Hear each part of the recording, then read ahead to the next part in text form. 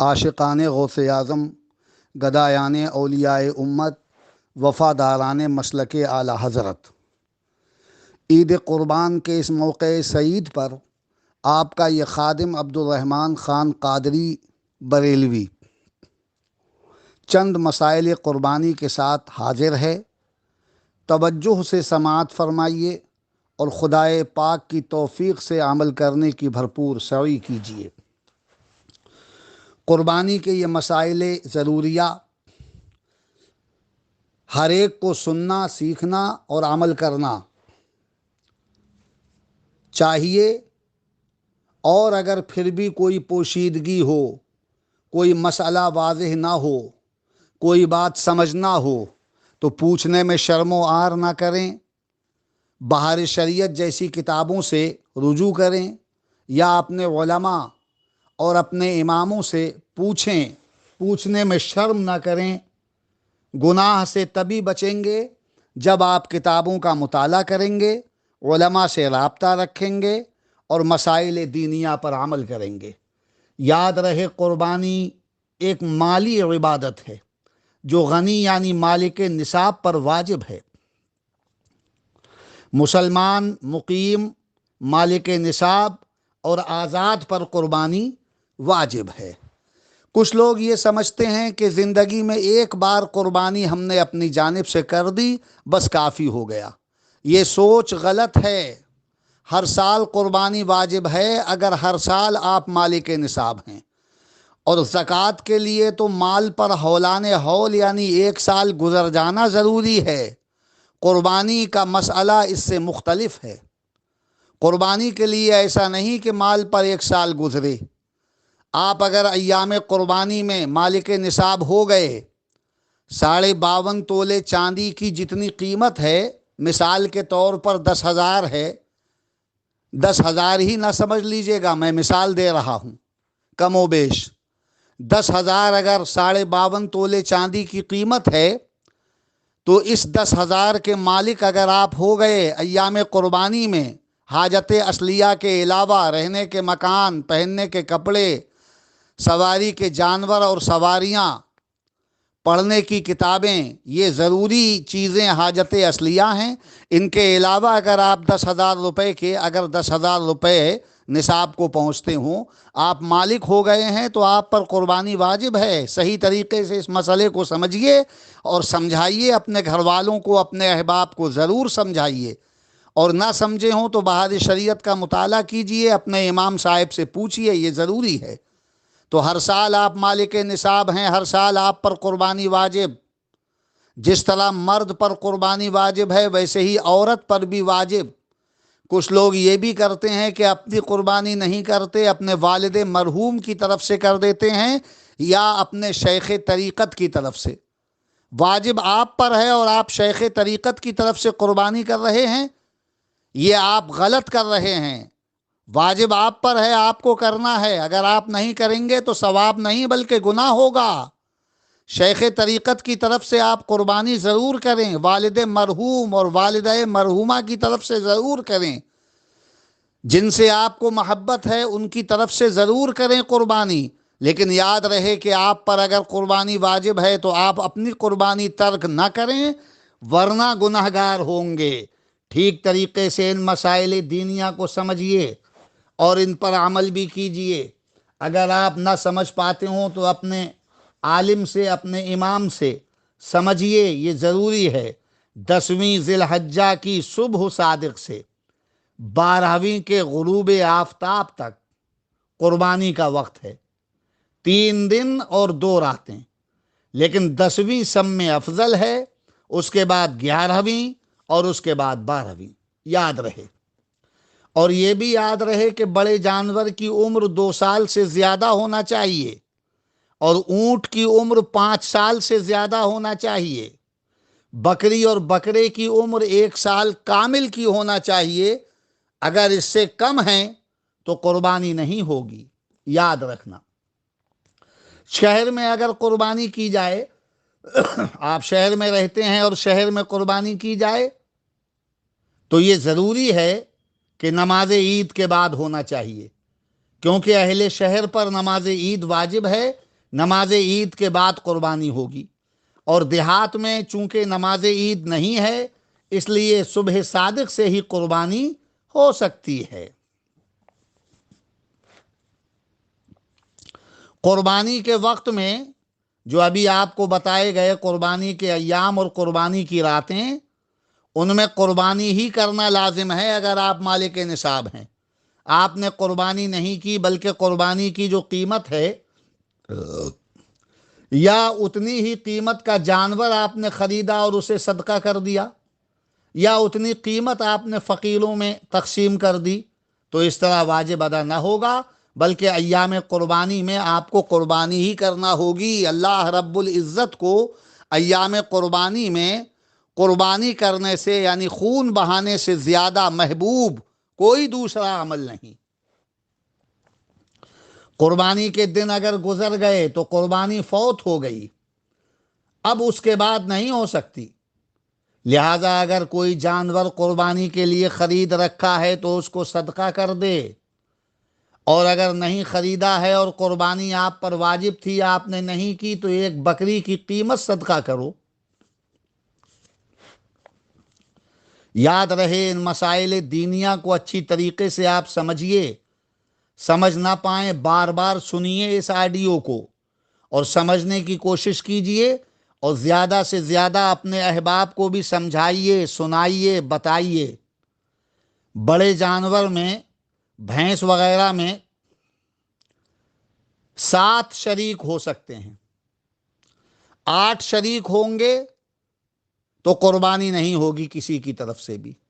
دوسری بات یہ یاد رکھیں کہ اگر ان شریکوں میں کوئی بدعقیدہ بد مذہب بھی شامل ہے تو قربانی کسی کی طرف سے نہیں ہوگی، اچھی طرح یاد رکھو۔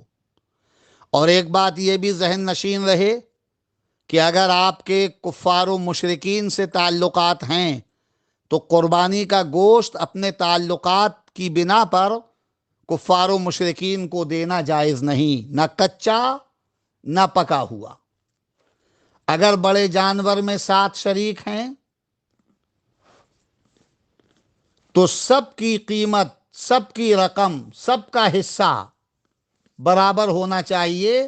کم و بیش نہیں کر سکتے پیسہ، رقم، کہ کسی سے کم لے لیں کسی سے زیادہ۔ ہاں یہ ضرور ہے کہ 7 سے کم اگر شامل ہیں، مثلا 5 شامل ہیں، تو ایسی صورت میں کم و بیش کر سکتے ہیں، مگر 7ویں حصے سے کم کسی سے لینے کا آپ کو حق نہیں۔ ایک مثال سے سمجھیے، ایک جانور ہے 21,000 روپے کا، اس کی کٹائی وغیرہ لگا کر اس کی قیمت سب جوڑ کر وہ 21,000 کا ہے، تو ایک حصہ ہوتا ہے 3,000 روپے کا۔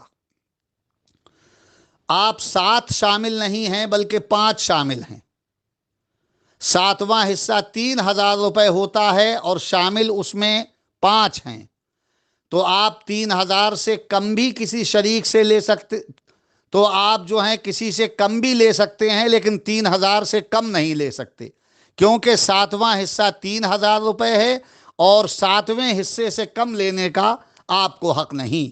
شریک کم ہیں، 5 ہیں، تو پیسہ کم و بیش کر سکتے ہیں لیکن 3,000 سے کم کسی سے نہیں لے سکتے۔ ٹھیک طرح سے سمجھیے اور سمجھائیے دوسروں کو، اور سمجھنے کی کوشش بھی کیجیے۔ کتابوں سے رابطہ کیجیے، رجوع کیجیے، کتابوں کا مطالعہ کیجیے۔ اردو میں بھی قانون شریعت اور بہار شریعت دستیاب ہیں، اور اس کے ساتھ ساتھ ہندی میں بھی۔ علماء بھی آپ کے موجود ہیں، علماء آپ کے پیشوا ہیں، بڑے ہیں، ان کو بڑا مانیے۔ اماموں سے بھی آپ مسئلہ پوچھیے، اور یہ بھی یاد رہے کہ قربانی کے جانور میں جو شریک ہیں ان تمام شرکا کی نیت تقرب یعنی ثواب ہونا چاہیے، کہ ہم ثواب کے لیے قربانی کر رہے ہیں، گوشت خوری کی نیت نہیں ہونا چاہیے، یہ بھی یاد رہے۔ عقیقہ کرنے والا بھی قربانی کے جانور میں شریک ہو سکتا ہے، اس لیے کہ عقیقہ بھی تقرب یعنی ثواب کی ایک صورت ہے۔ یہ مسائل دینیہ آپ کے بھلے کے لیے، آپ کے فائدے کے لیے، آپ کی اصلاح کے لیے، آپ کی بھلائی کے لیے میں عرض کر رہا ہوں۔ اللہ مجھے اور آپ کو عمل کی توفیق بخشے۔ آپ کی قربانی ہے تو آپ اپنے ہاتھ سے کریں بہتر، نہیں کر سکتے ہیں، قصائی کر رہا ہے قربانی، ذبح کر رہا ہے قصائی، تو اس وقت آپ کا موجود رہنا بہتر۔ اور یہ بھی یاد رہے کہ جو ذبح کر رہا ہے وہ ذبح کرتے وقت بسم اللہ اللہ اکبر ضرور کہہ لے، اور یہ کہہ کر ہی جانور کی گردن پر چھری چلائے۔ اگر اس نے اپنی زبان سے بسم اللہ اللہ اکبر نہیں کہا اور ذبح کر دیا تو قربانی نہیں ہوگی۔ بہت ضروری ہے ان تمام مسائل کا جاننا۔ رہا گوشت کا مسئلہ، تو گوشت کے سلسلے میں عرض کرتا ہوں کہ جو آپ کے حصے کا گوشت ہے اس کے 3 حصے کیجئے۔ ایک حصہ فقیروں کو دے دیں، غریبوں کو دے دیں، یتیموں ناداروں کو دے دیں، بیواؤں کو دے دیں، تقسیم کر دیں ان میں۔ اور دوسرا حصہ دوستوں کو، عزیزوں کو اور اپنے ملنے والوں کو دے دیں، تقسیم کر دیں ان میں۔ اور تیسرا حصہ گھر والوں کے لیے رکھ سکتے ہیں۔ قربانی کے گوشت کا مالک ہوتا ہے قربانی کرنے والا، اسے یہ بھی حق ہے کہ وہ سارا فقیروں اور غریبوں میں تقسیم کر دے، اور چاہے تو سارا گوشت اپنے بال بچوں کو کھانے کے لیے محفوظ کر لے، یہ بھی کر سکتا ہے۔ لیکن غریبوں اور فقیروں میں اگر تقسیم کر دیا ہے تو یہ زیادہ اچھا ہے، سارا گوشت صدقہ کر دے، اس سے بہتر اور کوئی بات نہیں۔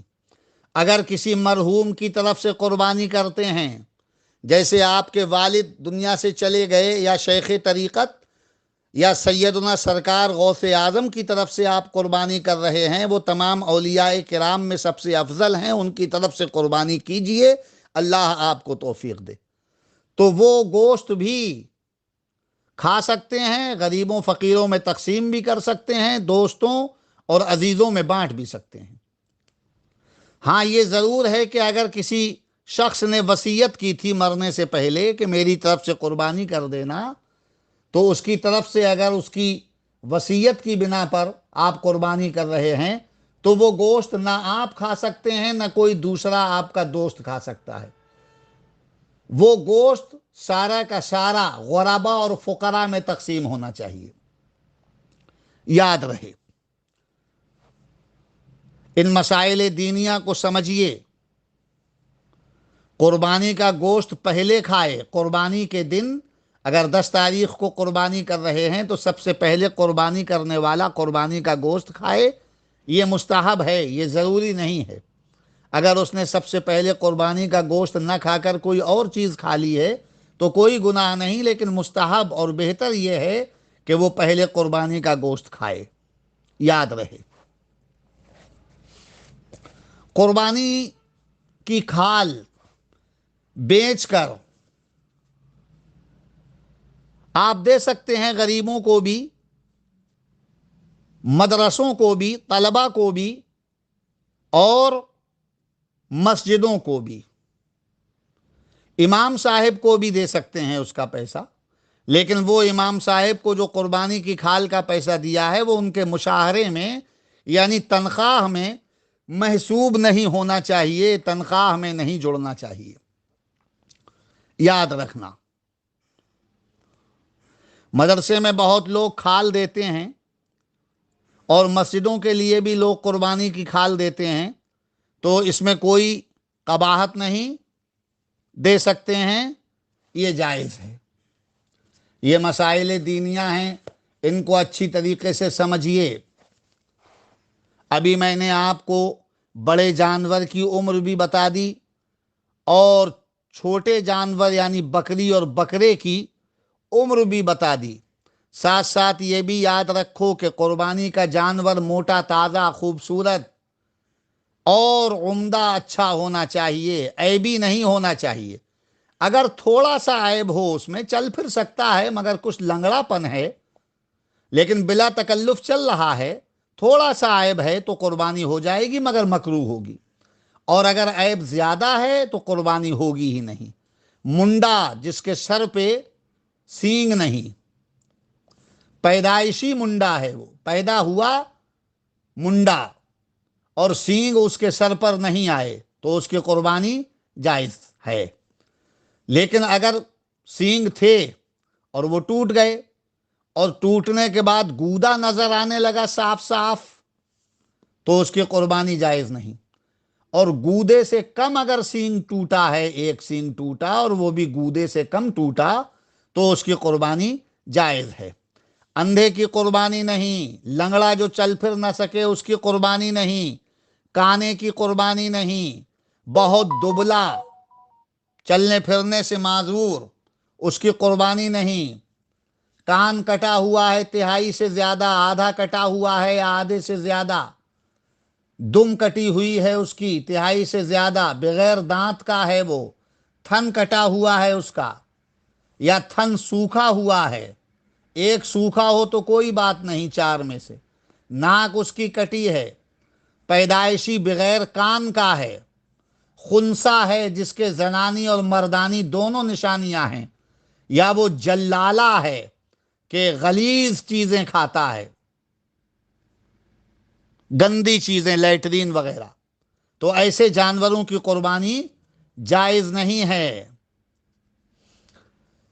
کان یا ناک یا دم تہائی سے زیادہ نہ کٹی ہو تو اس کی قربانی جائز ہے۔ یاد رکھنا، یہ مسائل دینیہ یاد رکھنا بہت ضروری۔ ہمارے اور آپ کے آقا و مولا رسول کریم رؤوف الرحیم علیہ الصلاۃ والتسلیم کی مہربانی اور ان کا فضل خاص، ان کا کرم عمیم دیکھیے کہ انہوں نے اپنی غریب امت کی طرف سے قربانی فرمائی۔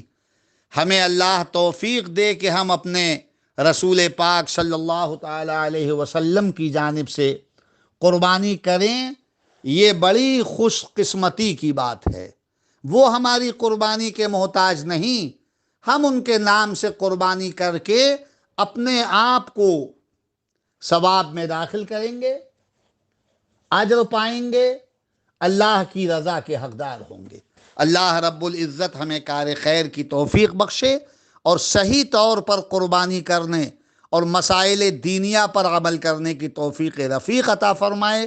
ہماری قربانی ہماری نجات کا ذریعہ بن جائے، اور جو سنی مسلمان رضائے مولا کے لیے قربانی کر رہے ہیں، خدائے پاک انہیں دونوں جہان کی خوشیاں عطا فرمائے۔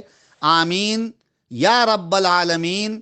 وآخر دعوانا ان الحمد للہ رب العالمین۔ السلام علیکم ورحمۃ اللہ وبرکاتہ۔